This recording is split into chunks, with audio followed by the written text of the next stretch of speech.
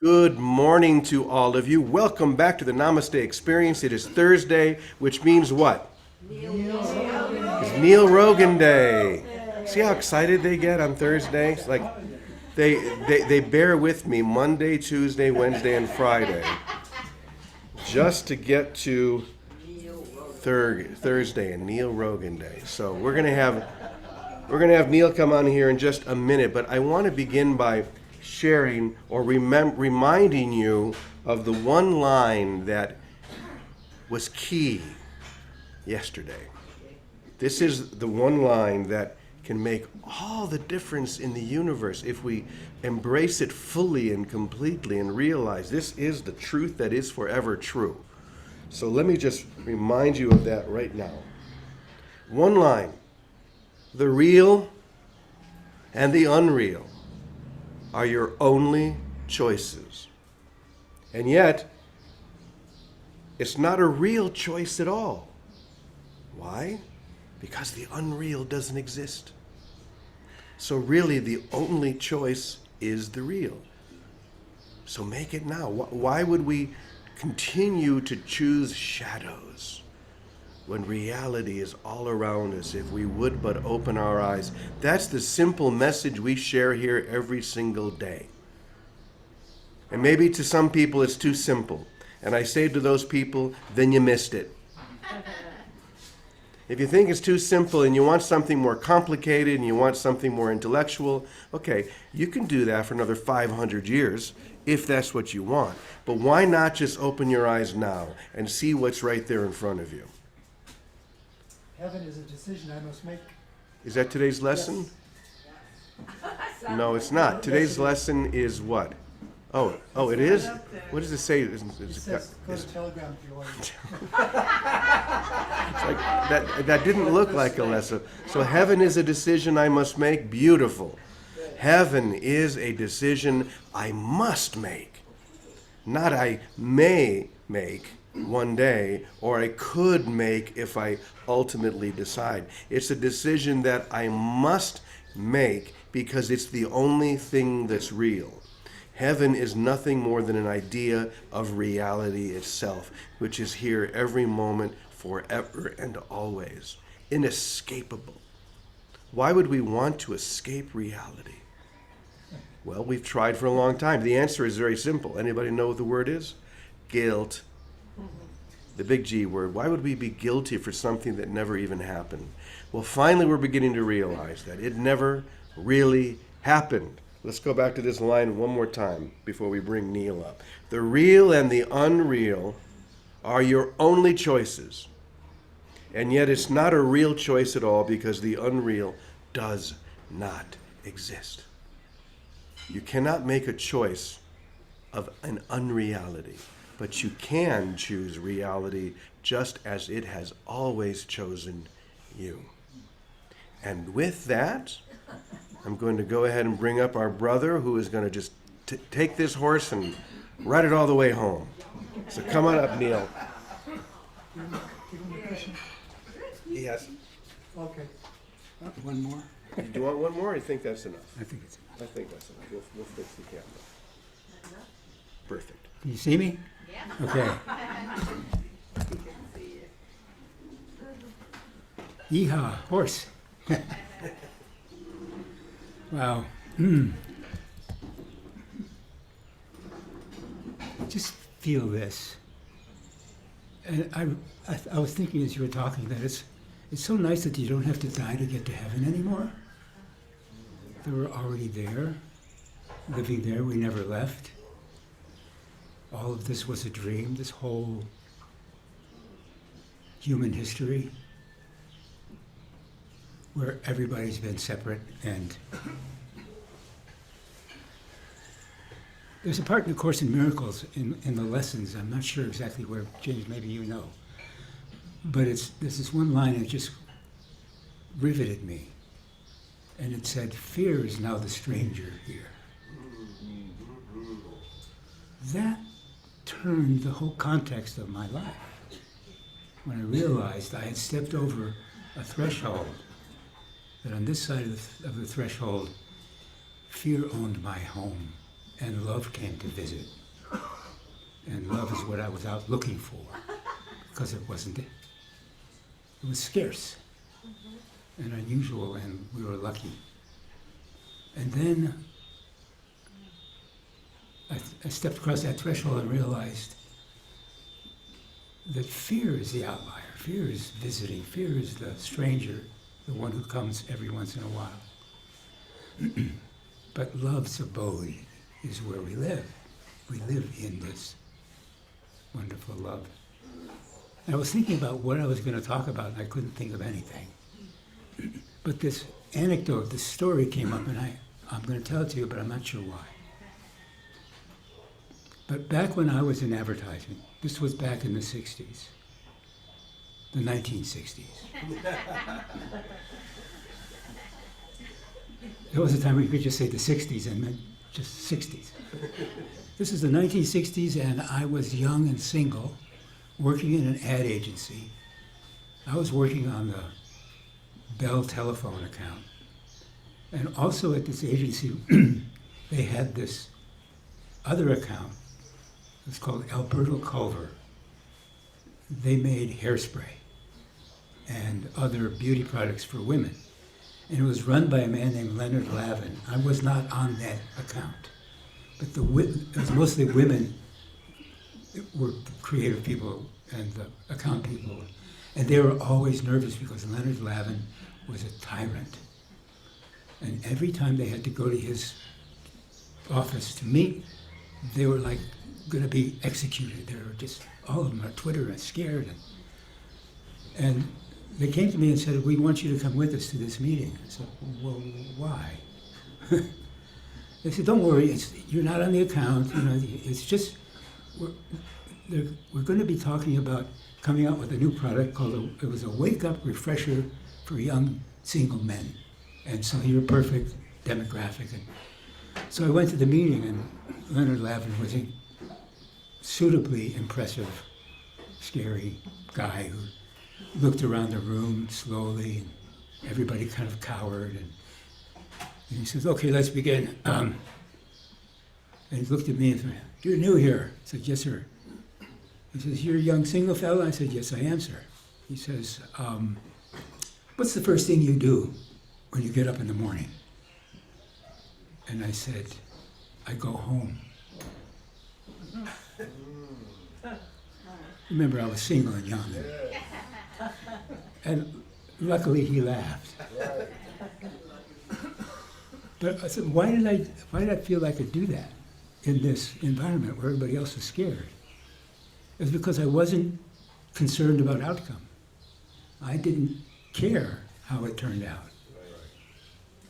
So that's a kind of a lesson for me about always looking to see the impact of what I'm doing. Did it work? Did they get it? Are they looking over my shoulder to see if I'm being impressive? And I'm leaving a good impression. And getting them to think, you know, I'm trying to manage their opinion of me. So my whole life I had spent opinion managing. And now I don't care. I mean, I'd like you to think well of me, but if that's what I care about, then I start acting in ways that makes you not think well of me. Because I always notice that if ever fear comes up, I start acting in a way that makes that fear come true. You know, like if you're in a relationship and things are going great and you're not that attached, so your material works and you're just breezing along. Suddenly you realize, I like this person. I don't want them to leave. I hope they don't leave. And you get scared about losing them. And you suddenly start acting unlike the way you were before. You're not authentic. You're more careful. And suddenly they want to leave you. So, let's see. When I was working for Warner Era, you were talking about choice. We have no choice. It was Thanksgiving, I think, way back. And his son, who was about 8 years old at the time, the whole family was going to go to the movies. He didn't want to go to the movies. So he started acting out. And Werner, like he was being forced to do something he didn't want to do. And Werner took him aside, and I heard him say, now St. John, his name was St. John, St. John says, you have a choice. Oh, suddenly brightened up, I do. He says, yes, you can go to the movies, or you can go to the movies and cry. And that's kind of the choice we have about life, you know. We can experience life as it is without complaining, without wishing it was some other way. Or we can suffer about it. You know, it's our argument with the way it is. I found myself arguing with the way it is, and the way it is seems always to win. Because it's the way it is. When I was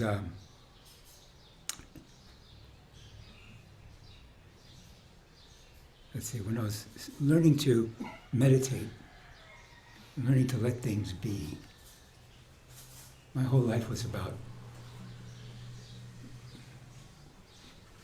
planning, motivating myself, setting goals, having a place I was going to go, managing my life, running my life. And I realized my life was kind of like a business I was running. I had to get up every morning, keep the lights on, get the bills paid, and run it like it's an enterprise. I was the CEO and the janitor of this thing called Neal Rogin Incorporated. And it was exhausting. It's exhausting to be a person. It's not. It's hard. It's a job. I mean, there's all this other competition. You have to stand out. You have, there's. So to have, and I would steer. I always, in retrospect, I look back and I felt like, oh, I was like a little kid in a car seat, in the back seat, with a little white plastic steering wheel and a red beep beep horn that didn't do anything. But God was driving, so if I went like this and God happened to go left, I go, look what I did. Yeah. And if I went like this and God went another way, I would say, well, he did that, or it wasn't my fault. But realizing I was never in control, and all I cared about was controlling things.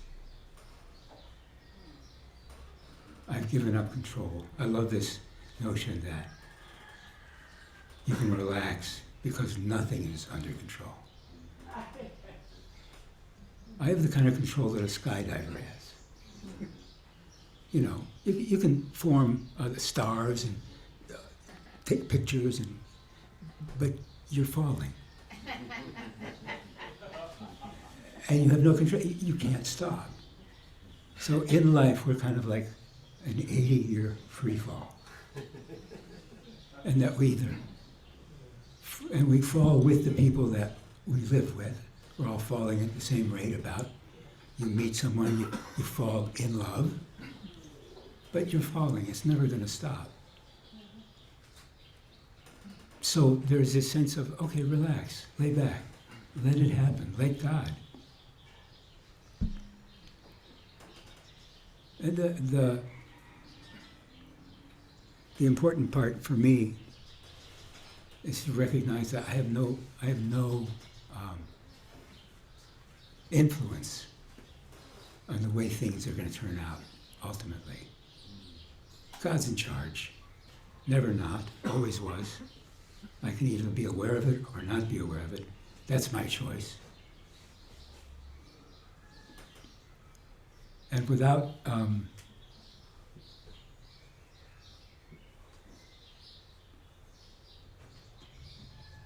giving too much away,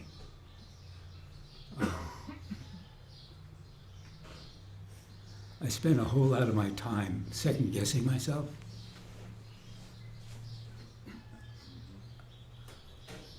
I realize I need to have second thoughts about my doubts. You know, to give up all this kind of like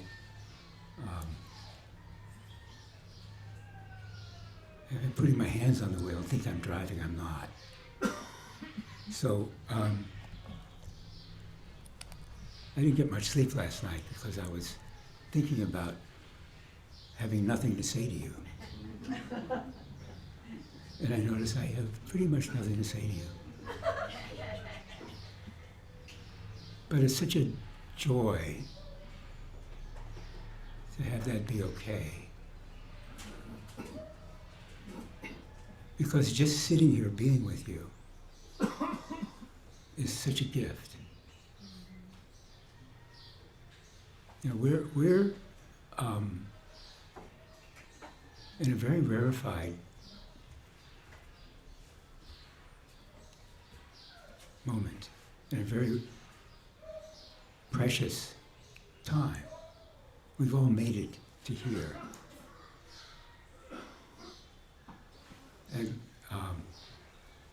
we're in kind of the lower foothills of heaven. And I know we're on our way up to seventh heaven. And if we're really good, we can go up 2 more floors to cloud 9.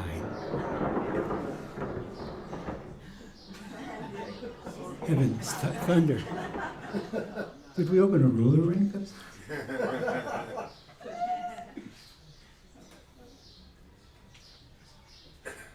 But to be grateful for just waking up in the morning, have another day. I know that I wake up and I open my eyes, and as soon as I open my eyes, I'm wrong. I don't know what I'm looking at. I think I do, but I don't. And I start relating to it like it's a real thing. But it's not. I wake up into a recurring dream, and you're in it.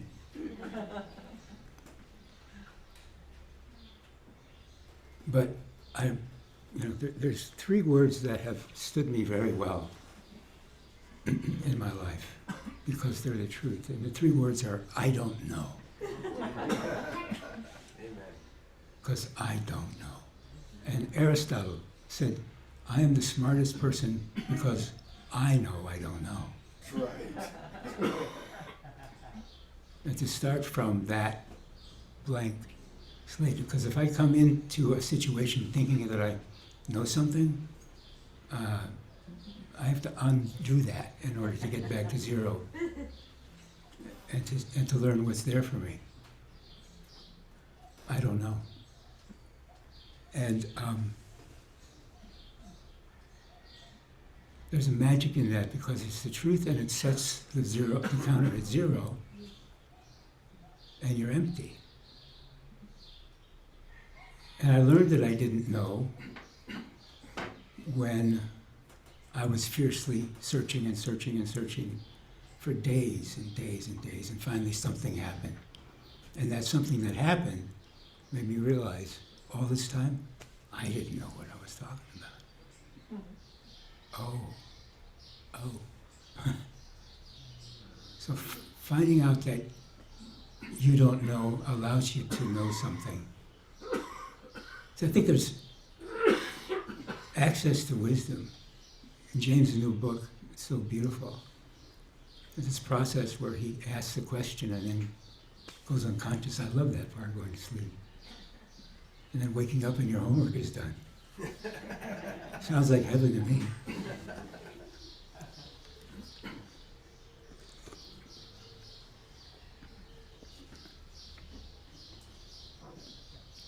But being aware that thing that happened when I write about in my book, that happened in this leather shop. Get the book.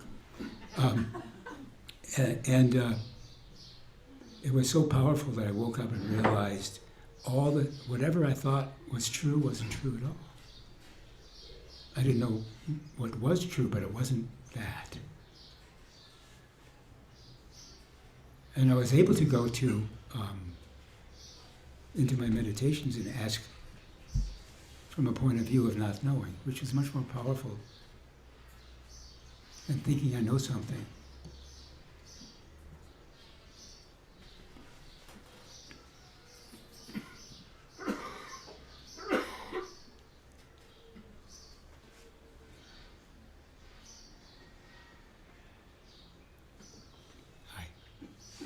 I think I should read something from my book.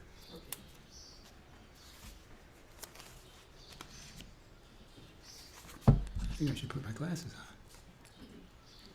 on.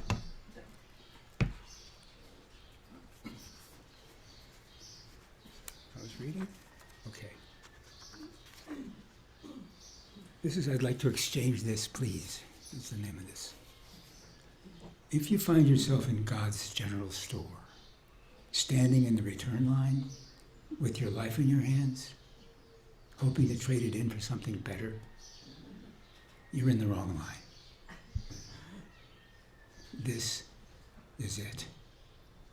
And by now it's no secret, unconditional acceptance is the key to freedom, happiness, and the peace of mind we're all after. It's no mystery.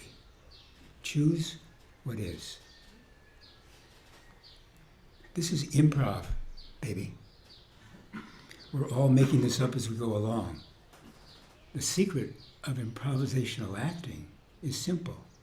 You accept what's happening and build on it. Somebody presents a premise, you go, yes, and you don't say, no, I don't like that. You say, okay, I'll go with that, and build on it, add to it. Whatever life puts before you, choose that, rather than judging it, or trying to change it, or wish things were different. Say, yes, and that means accept it, to go with it, add to it, include it as if it was already in your plans. Do not make it wrong. Don't reject or judge. You don't have to like it. Just don't conclude that it shouldn't be happening, because it's happening. So resist resisting, accept acceptance, judge the judge, and doubt your doubts. And let what happens be uncontested by you. Your role is not to judge reality. You're not here to second guess God. Receive, accept, allow, surrender, relinquish control, climb into the passenger seat, ride shotgun, and let God drive. Then see what happens. Much of your psychological pain is most likely a result of resisting the way it is, arguing with the flow of reality. If you were at a movie and suddenly the plot turned dark, would you storm to the box office and demand your money back? No, of course not. You're here to enjoy the show. We're here to enjoy the show. And to allow the show to be exactly what it is, without interfering, without trying to manipulate it, without changing it, without making it better. Go with it. That's my new Nike t-shirt. So I'm going to go with it. I'm going.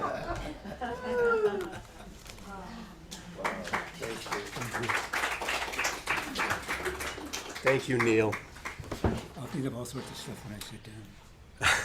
He said, I'll think of all sorts of things when I sit down. We're just going to go with it. That's all we can do. And this whole idea of, I have nothing to lose. There is nothing to lose. That is a very, very powerful reality. It's the truth. Because you cannot lose nothing. We were at the breakfast counter this morning, and May, who just arrived here, she was wondering if there was any bread to be found, because it had gone. And she said, you can't find something that isn't there. And you also cannot lose something that is. If something is true, if something is real, you can't lose it. You can deny it, you can ignore it, but if it's there, it's there. And the truth is, you are there. You are here. I am here. Say that with me. I am here. The truth of who you are and have always been is here right now. And there's nothing to lose because you can't lose nothing. It's one of those very simple statements, but it's a statement of utter truth.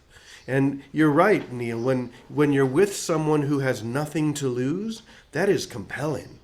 I love that story of, I always envision, it was Don Draper who was sitting there in front of you. I always envision Mad Men, you back in the 60s in the ad agency, and there's Don Draper, just scouring the room, and he probably loved that. Yeah. I was also thinking as you were sharing how blessed we are as a community. Do you know, spiritual communities or intentional communities in general, they're like restaurants. Most of them don't last a year. And here we are, 5.5 years in, and we are stronger than ever. Why? And the answer is very simple. Because we join like this every morning. We have many other things that we do throughout the day that are wonderful and optional, but we make it a priority to come together, to be lifted together. And that's what makes a great community. We share, we discover, we open. Sometimes we cry, often we laugh.